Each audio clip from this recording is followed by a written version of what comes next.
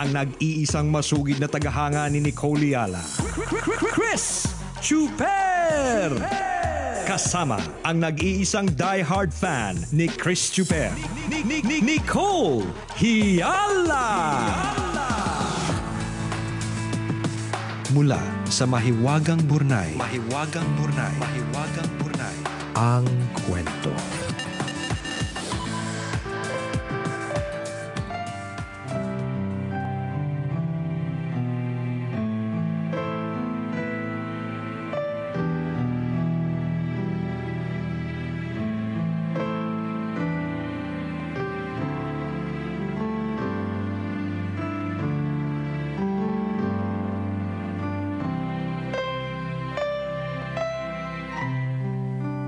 Nicole and Chris. Itago niyo na lang ako sa pangalang Joel, isang seaman at tambalanista since 2012. Binisita ko na kayo sa booth niyo dati. Sumulat ako para maglabas ng sama ng loob at para humingi ng payo. Nakatapos ako ng kursong Marine Engineering sa tulong ng isang foundation. Yung mga bagay at gamit na kailangan ko pero hindi provided ng foundation, girlfriend ko ang bumili bilang tulong niya sa akin. Mabisyo kasi ang tatay ko kaya hindi ako nagawang suportahan. Yung 3 kong kapatid na nakakatanda sa akin, kahit kumikita sila ng maayos, hindi din nila ako tinulungan. Nakatapos naman ako sa awa ng Diyos. Noong unang taon ko sa pagbabarko, ipinagkatiwala ko sa panganay na kapatid na babae ang aking buwanang sahod para hindi ko magastos. Sa isip ko, hindi naman niya magagalaw kasi may trabaho naman sa abroad yung asawa niya. Yung pala, tumigil sa pagpapadala yung asawa niya kasi nalaman na may lalaki siya. Dahil may 2 silang anak na kailangang buhayin, ginastos ng kapatid ko yung perang pinapatago ko lang sa kanya. Pag-uwi ko, kahit piso, walang natira sa ipon ko. Yung tatay ko naman, dati ko pang pinagsasabihan na tigilan na ang bisyo dahil mahirap magkasakit. Wala naman siyang insurance o naipundar na ari-arian na pwedeng gamitin pang tustos kapag ginupo na siya ng karamdaman. Hindi siya nakinig. At ngayon, may lung cancer na siya. Dahil ako ang may pinakamaayos na kita sa aming magkakapatid, sa akin nakasalalay ang gamutan niya. Grabing manghingi ang pamilya ko tambalan. Samantalang nung nag-aaral pa ako, hindi naman nila ako tinulungan. Gusto ko na lang tuloy putulin ang ugnayan ko sa kanila. Gusto kong magpakalayo-layo na lang. Napapagod na akong tumulong at gusto ko namang unahin ang sarili ko. Pakiramdam ko kasi, sila lang ang humahadlang sa pag-asenso ko. Tambalan kung kayo ang nasa kalagayan ko, gagawin din ba ninyo ang naiisip ko? Salamat sa inyong payo. Ang inyong tambalanista, Joel.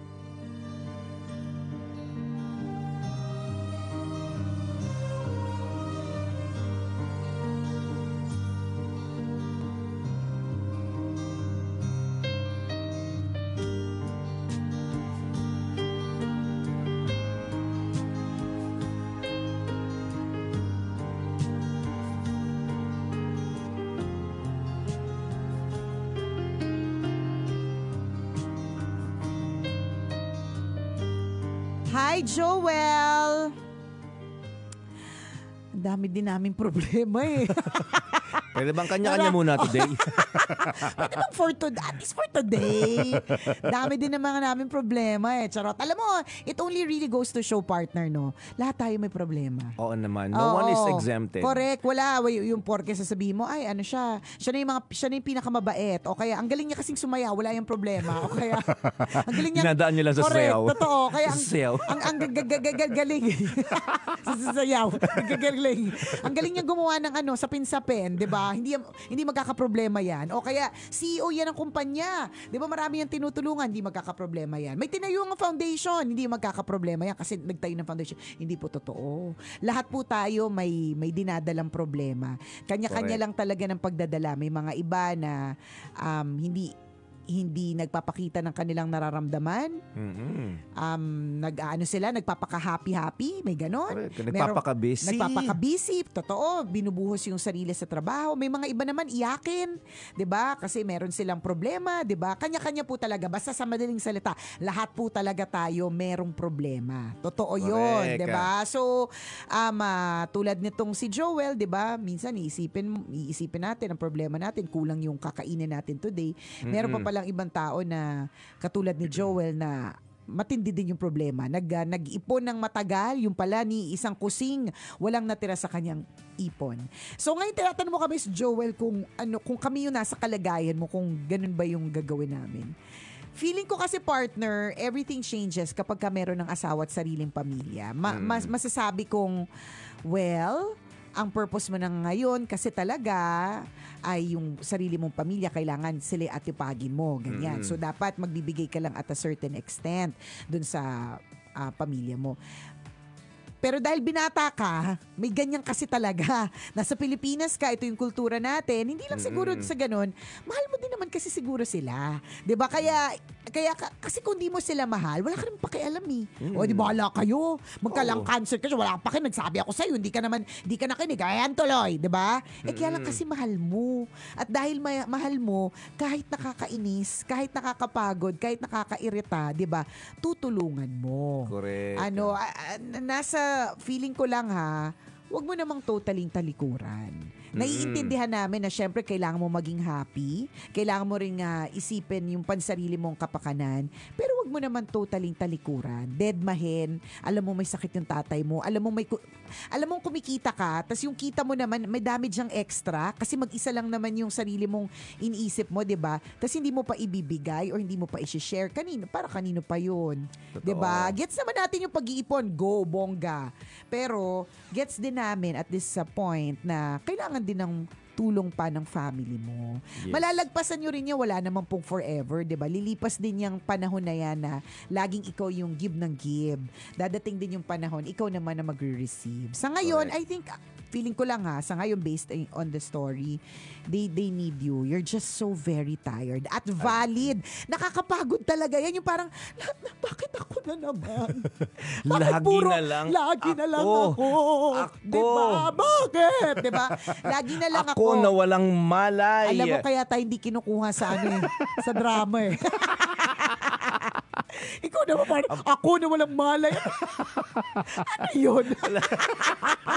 Di ba walang Ano linya yan? di ba? Si Vic, Val. si Val pala. Si Kaya Val. talaga hindi kinukuha, mali-mali yung script eh. Mali pa yung script. Si Val na walang malay. Diba? So, feeling ko lang sa ngayon, they need you. Ano lang, lilipas din yan. Dadating din ng panahon ng may rewards in heaven. Yung pagiging mabuti sa mga magulang. Hindi na natin isisisi. Tapos na rin naman kasi yung time na, ba't dati hindi naman nila ako tinulungan? Dati yun. Ngayon, kailangan nila yung tulong mo eh. Tingin Totoo. ko lang pero kung ikaw, nasa sayo naman yan, di ba? Basta opinion ko, pwede ka rin namang magdistansya ng kaunti, but do not turn your back on them. Kasi pamilya mo sila. Kasi pamilya mo sila. At Yes. and at this point, kailangan ka din talaga nila. Yun talaga yun. Tingin ko Ako, lang. ang impression ko lang, totoo yun. Pagod na siya. Burnout ka lang. Oo, correct. Pagod. ka. Correct. You need to rest para manumbalik yung energy mo. Manumbalik yung state of mind mo na okay lang ako. Pagod ka lang. So, ipahinga mo muna yan. Tama. So, mga 2 hours and 6 days. 2 hours and pwede. 6 days na tulog. Itulog mo. Ipahinga mo. hibernate pala yan, ito. ganyan. Kasi sabi mo, wala ka munang gising. wala mo nang gising. 2 hours and 6 days. Kaya mo ba? Oo. Try mo tapos message mo kami kung nagawa mo.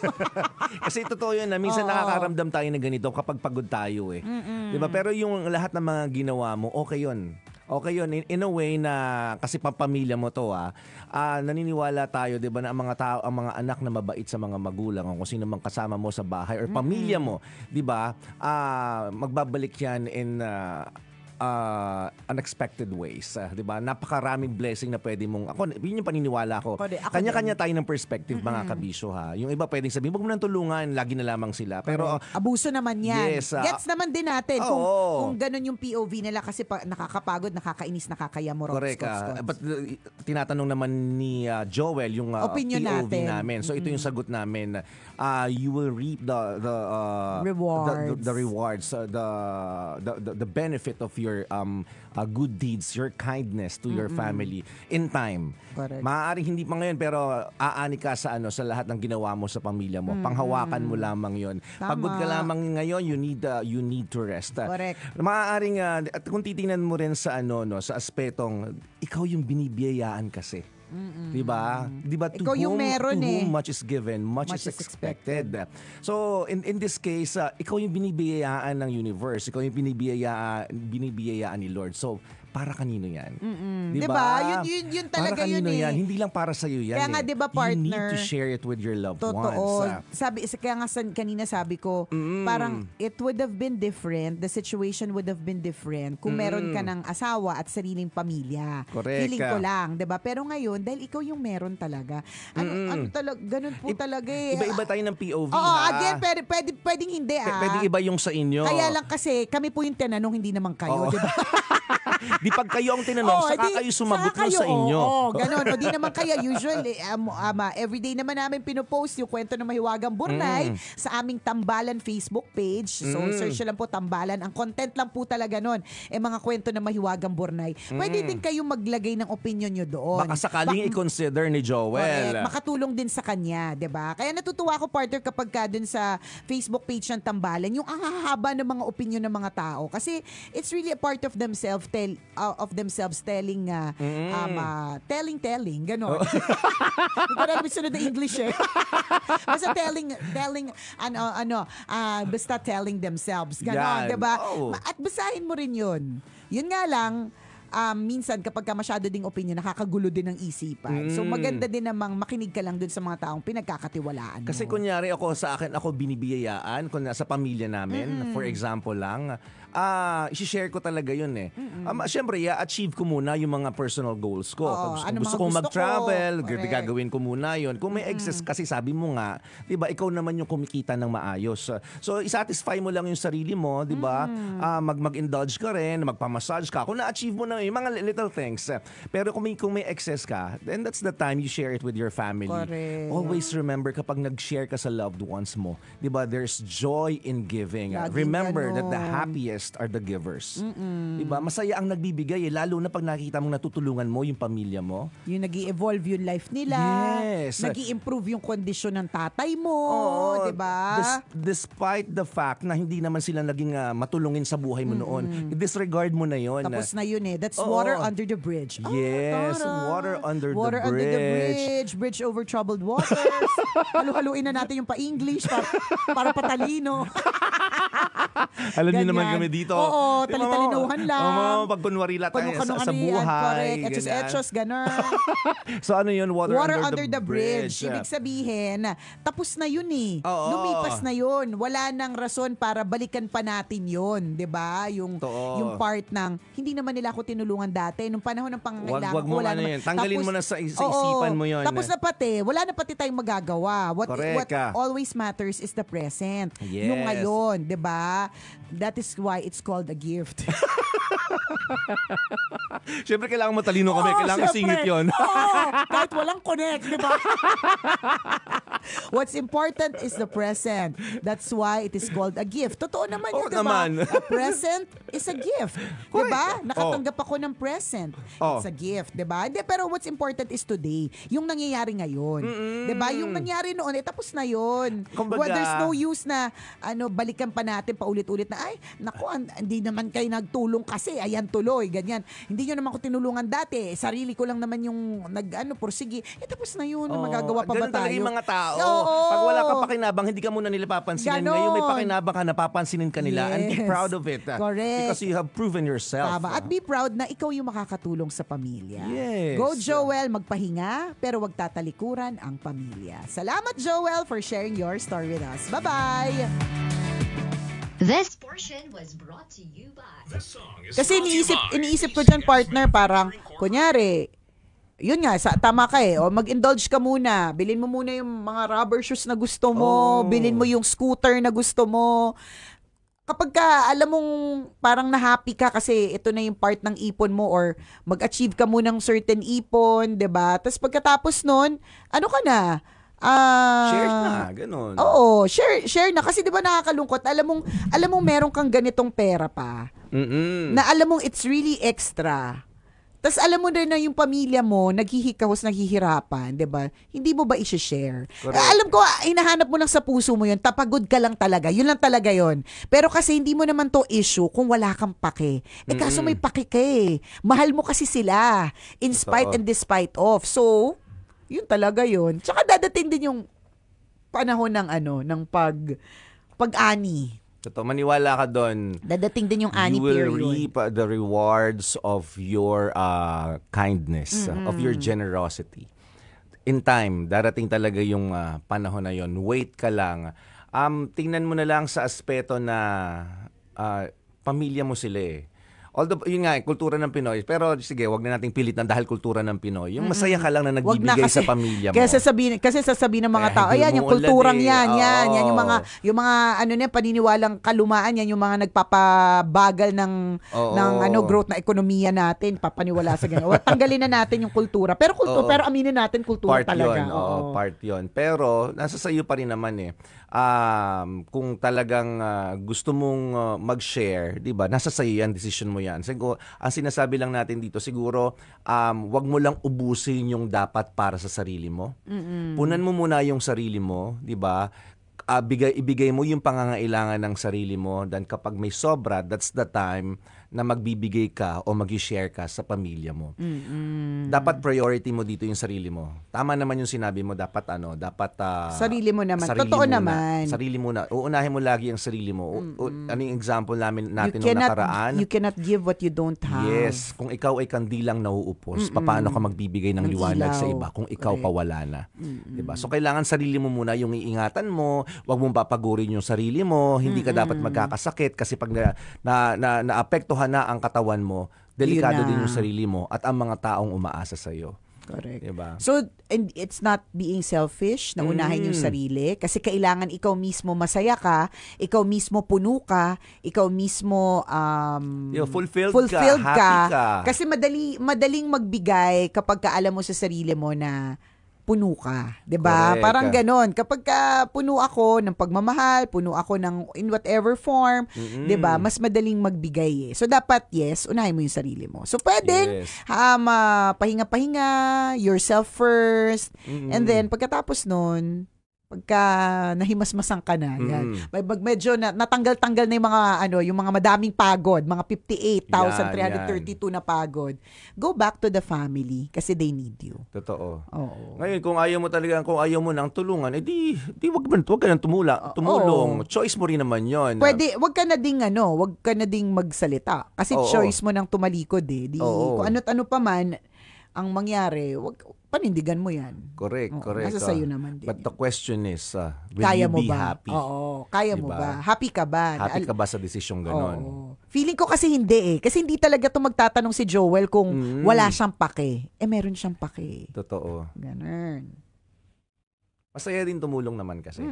Masayang magbigay sa pamilya. Tama. Sabi ko nga sa iyo, may kakilala ako eh. Parang, sino na naman yung ikukwento mo? Alam naman tayong mga kakilala natin. I-share na natin sa sige, kanila. splok mo na yan. Yung simpleng 500 piso.